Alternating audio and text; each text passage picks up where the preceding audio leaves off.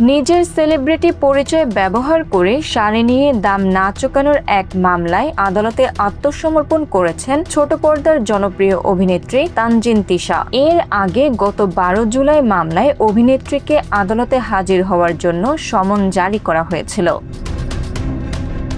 মামলার অভিযোগ থেকে জানা যায়, অনলাইন ভিত্তিক ফ্যাশন পেজ অ্যাপোনিয়া থেকে 28,800 টাকা মূল্যের একটি শাড়ি নিয়েছিলেন তানজিন তিশা। শাড়িটির প্রচারণা চালানো এবং মূল্য পরিশোধের প্রতিশ্রুতিও দিয়েছিলেন তিনি। তবে পরবর্তীতে পেজটির কর্তৃপক্ষের সঙ্গে যোগাযোগ বন্ধ করে দেন।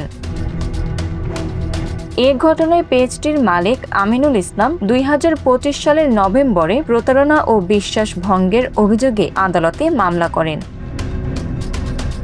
13 আগস্ট ঢাকার মেট্রোপলিটন ম্যাজিস্ট্রেট আদালতে হাজির হয়ে এই মামলায় জামিনের আবেদন করেন তিশা। শুনানি শেষে আদালত তার জামিন মঞ্জুর করেন। Bangla fairs news desk.